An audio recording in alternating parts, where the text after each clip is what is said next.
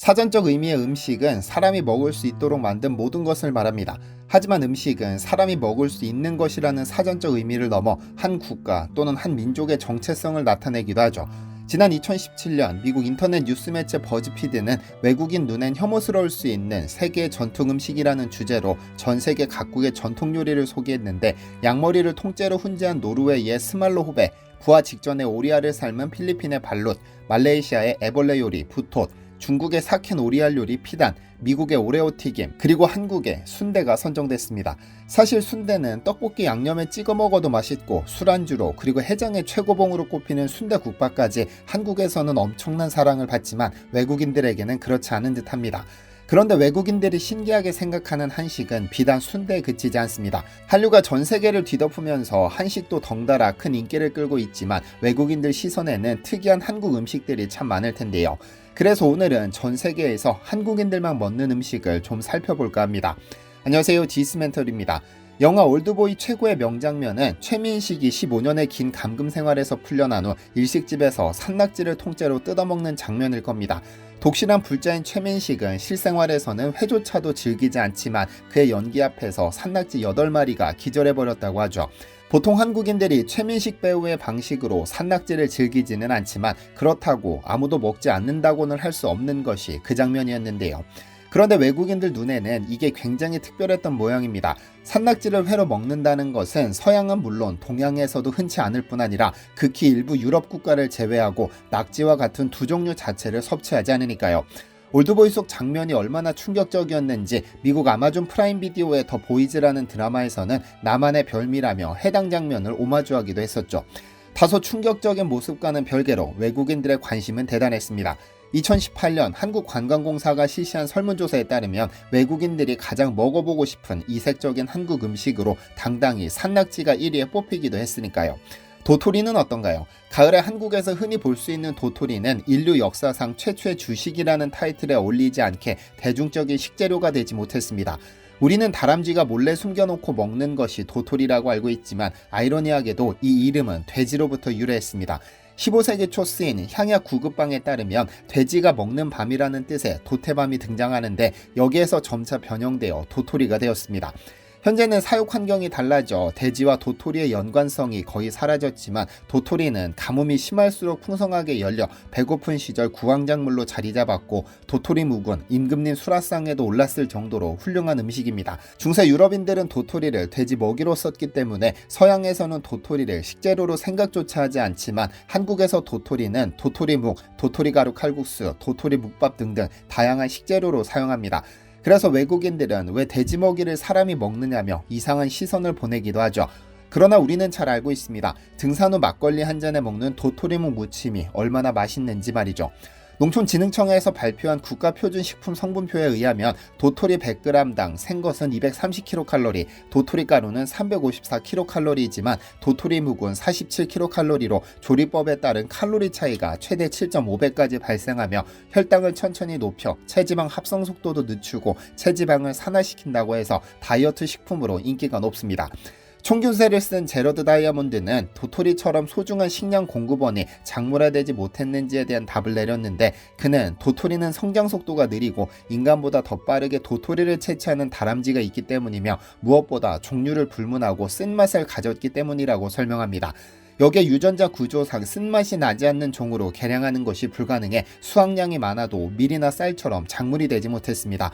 하지만 한국인들은 기어코 이 쓴맛을 잡아냈고 가을산에 가보면 다람쥐보다 더 부지런하게 도토리를 줍는 분들을 보실 수 있습니다. 깻잎도 외국인들이 볼 때는 특이한 한국 식재료입니다. 호불호가 극명하다는 말이 있습니다. 호불호는 한자 그대로 좋아하는 것과 그렇지 않은 것을 의미하는데 이를 극명하게 나타내는 것이 깻잎일 텐데요. 참고로 우리가 먹는 깨는 참깨와 들깨 두 종류인데 여기서 말하는 깻잎은 들깨 잎사귀를 말합니다. 참깨 잎사귀를 섭취하지는 않습니다. 쌈, 절임 요리, 탕 요리, 전, 김밥, 부각 등등 다양한 방식으로 섭취하는 깻잎은 특히 볶음 요리의 피날레를 장식하는 주인공이기도 합니다. 외국에서 깻잎은 페릴라 리프와 함께 코리안 페릴라라고도 부르는데 재미있는 건 외국인들은 도대체 왜 낙엽을 먹느냐며 이상하게 쳐다봅니다. 그도 그럴 것이 들깨라는 식물 자체가 한국을 포함 중국, 일본, 인도 등 아시아 지역에서 재배되고 그 중에서도 한국만 깻잎을 먹을 뿐 서양에서는 상당히 생소한 식물입니다. 그런데 중국이나 동남아에서 즐기는 고수만큼이나 한국인들 사이에서도 호불호가 갈리는 것이 깻잎인데 그 꺼슬꺼슬하고 알싸한 향 때문에 그렇습니다. 한국인들 사이에서도 호불호가 갈릴 정도의 이 깻잎은 먹을 것이 부족한 북한에서도 먹지 않는다고 합니다. 그렇다면 콩나물은 어떤가요? 이 역시 왜라며 의아하다고 생각하는 분들이 계실 텐데요. 국밥은 물론 비빔밥의 재료, 각종 찜요리에 빠질 수 없는 아삭한 식감으로 사랑받는 콩나물은 외국에서는 구경하기 힘듭니다. 실제 외국에서 콩나물이라고 번역되어 사용되는 것은 대부분 숙주나물이라고 할 정도로 콩나물은 상당히 이질적인 식재료입니다. 심지어는 털과 다리가 달린 유령이라고 생각해 부정적인 이미지를 갖고 있다고 하죠. 하지만 한국에서는 콩나물 비빔밥부터 국, 무침 등으로 메인 식재료가 되기도 하고 아구찜, 황태해장국, 불고기, 떡볶이 등 보조 식재료로 활용하는 등 무궁무진합니다. 삼국시대 말부터 콩나물을 식재료로 활용한 세계 최초의 민족이기도 하죠. 나물로 무쳐 먹기도 좋고 콩나물국을 끓여 먹어도 좋은 콩나물에는 아스파라긴산이 풍부해 숙취 해소의 왕이라고 불리는데 외국인들은 한국인만큼 술을 많이 먹지 않아서 찾지 않는 걸까요? 마지막으로 살펴볼 것은 지난 영상에서 잠시 소개해드렸던 천마라는 식물입니다. 사실 천마는 농업혁명이라고 불러도 좋을 정도로 특이한 식물입니다. 난초과의 이 식물은 한국을 포함 네팔, 부탄, 인도, 일본, 시베리아, 대만, 중국 등지에서 발견되는데 한국에서는 이를 이용해 차로도 마시고 콘프레이크로도 먹고 즙으로도 먹고 달여서도 먹습니다. 그런데 이를 농업혁명이라고 부른 이유는 원래 천마는 깊은 산에서만 자연적으로 자생하는 보물 같은 존재였는데 1992년 전북 무주군 안성면 농민 38명이 덕유산에서 구한 귀한 자연산 천마를 밭에서 재배에 성공했기 때문입니다. 땅에 심고 물 주고 비료 주고 농약하면 되는 거 아냐 라고 생각하실 수 있지만 사실 천마는 그렇게 간단하게 키울 수 있는 식물이 아닙니다. 왜냐하면 그 독특한 성장 방식을 모르면 재배 자체가 불가능하니까요. 천마는 난초과 식물이지만 특이하게 버섯균에 붙어 기생해 성장합니다. 씨앗으로 직접 발화시키는 것이 거의 불가능하므로 어린 마가 뽕나무버섯 균사속과 접촉해 양분과 수분을 공급받아 성장하죠. 버섯도 아닌 것이 버섯에 종균이 있어야 성장하니 일반적인 상식으로는 이해되지 않습니다만 그게 천마의 생존 방식입니다. 그래서 천마를 재배하려면 반드시 참나무가 필요한데 약 30cm 크기로 자란 참나무를 밭에 일렬로 늘어놓습니다. 그리고 그 사이사이에 뽕나무 버섯 종균을 끼워 넣고 그 아래 종말을 놓습니다. 일정 온도가 되면 뽕나무 버섯 종균이 활동을 시작해 참나무로부터 영양분을 흡수해 성장하기 시작하는데 천마는 직접 광합성을 하지 못하므로 뽕나무 버섯으로부터 수분과 영양분을 빼앗습니다. 즉 뽕나무 버섯이 참나무를 분해해 성장하면 실처럼 가는 뿌리가 생기는데 이 뿌리들이 천마와 접촉하면 천마가 비로소 영양분을 공급받아 성장합니다. 그러니까 이 독특한 성장 과정을 정확히 이해하지 못하면 재배할 수 없어 1992년에 무주군 안성면 농민들이 농업혁명을 일으켰다는 겁니다. 그리고 천마는 재배할 때 화학비료나 농약 등을 사용하지 않는 친환경을 넘어 이러한 성분이 남아있는 토양에서 키웠다가는 전부 죽어버립니다. 그래서 생각만큼 재배가 쉽지 않다는 겁니다. 그런데 지난 영상에서 천옥록 특가 행사를 진행하면서 천마의 효능을 좀 더 설명해 줬으면 좋겠다는 분들이 계셔서 오늘 영상에서 답변 드리겠습니다. 우선 천마에는 크게 에르고티오닌과 가스트로딘이라는 성분이 있습니다. 그중 에르고티오닌은 버섯 특유의 기능성 물질로 아미노산의 일종인 이 성분을 인간 스스로는 합성하지 못합니다. 그래서 주로 버섯 섭취를 통해 체내에 축적하게 되는데 천마에는 이 성분이 어마어마합니다.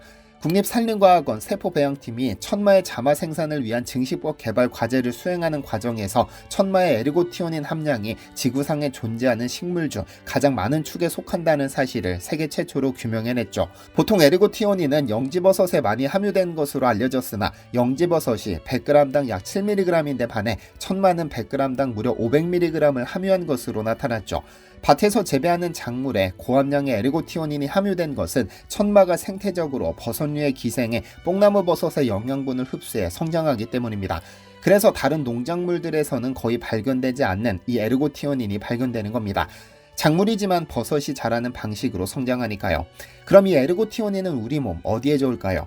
사실 일반인들에게는 다소 생소하지만 중풍을 앓는 환자들에게 천마는 굉장히 익숙한 약초입니다. 왜냐하면 천마라는 이름 자체가 하늘에서 떨어져 마목을 치료하였다라는 의미로 지어졌으니까요. 옛날 한 효녀의 홀어머니에게 갑자기 반신마비가 왔습니다. 아마도 뇌출혈 또는 뇌졸중 때문이었을 텐데 그때 산신령이 나타나 산꼭대기에 가면 하늘에서 떨어진 약초가 있으니 그것으로 치료하면 된다고 일러줬고 소녀는 산꼭대기에서 약초를 구해왔습니다.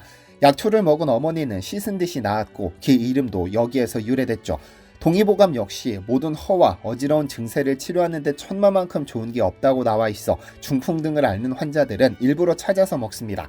산림청 역시 천마는 뇌졸중, 중풍, 마비, 고혈압 등의 효과가 탁월하다고 인정하고 있죠. 그러니까 뇌신경계통 질환의 특효 식물이 바로 천마인 겁니다. 그런데 에르고티오닌의 역할은 여기에서 끝이 아닙니다. 2009년 저명한 국제학술지 네이처에는 미 존스홉킨스 의과대 연구팀의 특이 아미노산 L-에르고티오닌은 생리학적 세포 보호제라는 논문이 게재됐습니다. 해당 연구팀은 에르고티오닌은 상당한 항산화 효능을 지닌 가장 특이한 아미노산이다. 생리학적인 ET 수송체의 존재는 높은 조직 수준을 책임지며 ETT가 고갈되면 산화 스트레스가 증가하고 세포 사멸이 발생한다라고 결론지었죠. 이를 바꿔 말하면 에르고티오닌이 충분해야 세포의 사멸이 발생하지 않아 노화가 늦춰진다는 의미. 그러니까 에르고티오닌은 일종의 노화 억제 성분인 겁니다. 천마의 또 다른 대표 성분은 가스트로딘입니다.